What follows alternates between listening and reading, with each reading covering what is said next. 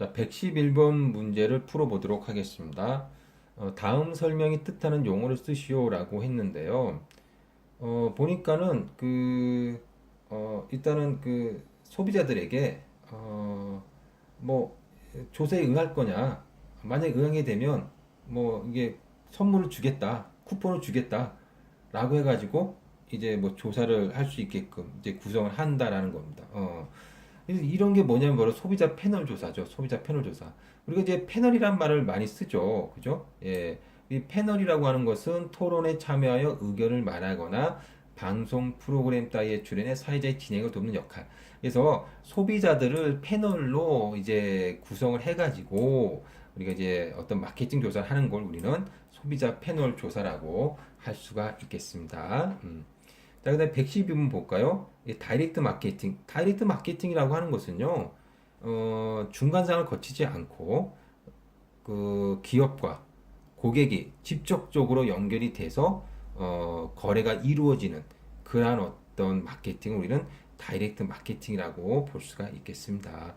82번을 보시게 되면 무점포 상이 나오거든요. 그래서 앞에서 잠깐 우리가 82번을 잠깐 한번 살펴본다면 여기 유통 방식에는 점포상이 있고 무점포상이 있습니다.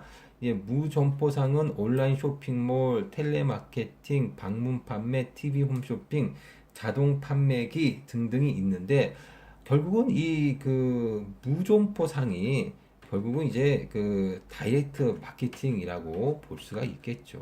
예. 그래서 여기 보시면 거의 다 무점포, 즉 다이렉트 마케팅에 대한 종류가 여기 정답에 나와 있습니다. 보니까 텔레마케팅, 그다음에 카탈로그, 인터넷 쇼핑몰, TV 등등을 통해 가지고 소비자와 기업이 직접적으로 이제 연결된다라고 볼 수가 있는데 이런 것들이 바로 다이렉트 마케팅이죠. 예. 전화를 해가지고 제품을 소개하고 카탈로그를 보내주고 인터넷 쇼핑몰을 통해서 물건을 팔고 TV를 통해서 홈쇼핑, TV 홈쇼핑을 통해서 물건을 팔고 한다면 이게 바로 다이렉트 마케팅이라고 볼 수가 있겠습니다. 자, 그 다음에 이제 113번 보겠습니다. 1차 자료의 정의를 기술하시오. 이미 1차 자료하고 2차 자료가 있습니다.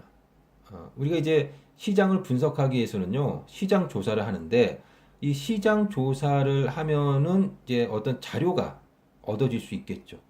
그 자료에는 크게 보면 1차 자료, 2차 자료가 있습니다. 예. 그래서 1차 자료라고 하는 것은요, 자기가 직접 조사해서 얻은 자료입니다. 2차 자료는 이미 나와 있는 자료를 활용하는 겁니다. 자, 그러면 1차 자료는 우리가 직접 조사한 건데 어떻게 조사를 하느냐? 자기가 직접 조사를 하는 거죠. 어떻게 하느냐면 바로 관찰을 한다든가 실험을 한다든가 혹은 질문을 한다든가 하는 방법으로 1차 자료를 수집할 수가 있을 겁니다. 그래서 이 관찰 조사라고 하는 것은요. 예를 들어서 아이들이 먹을 수 있는 음식을 아이들이 먹을 만한 어떤 과자나 음식을 갖다 만드는 업체라고 합시다.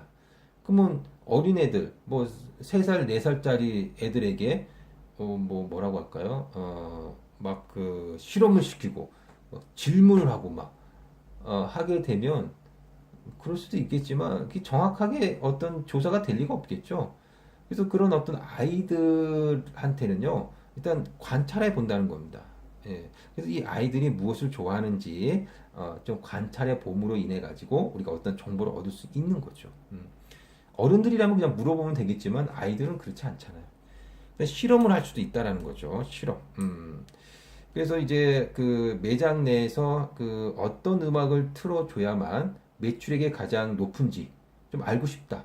그러면 실제로 음악을 달리 틀어봄으로 인해서 매장 내 매출액의 어떤 변화를 갖다가 우리가 좀 알아볼 수도 있다라는 겁니다. 이런 건 실험 조사입니다.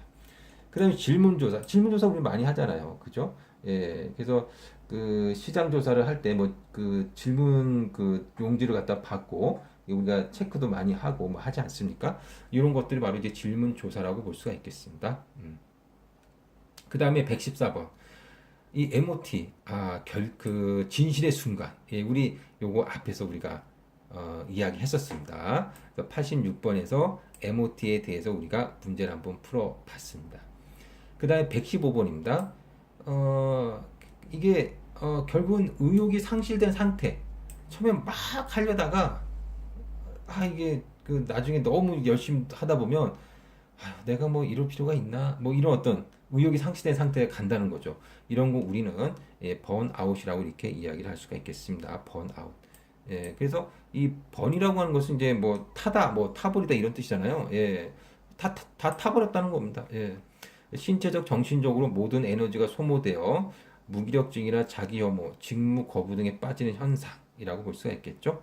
그래서 뭐 예를 들어서 사교육 같은 경우 고등학교 때 너무 사교육을 많이 받고 그냥 새벽부터 밤늦게까지 공부만 하다가 대학에 가게 되면 번아웃 돼가지고 대학 가서는 오히려 공부를 잘 안 하게 되는 그런 경우도 있다라고 합니다. 예. 자, 이렇게 115번까지 문제를 풀어봤고요. 우리가 116번은 다음 강에서 문제를 또 풀어보도록 하겠습니다.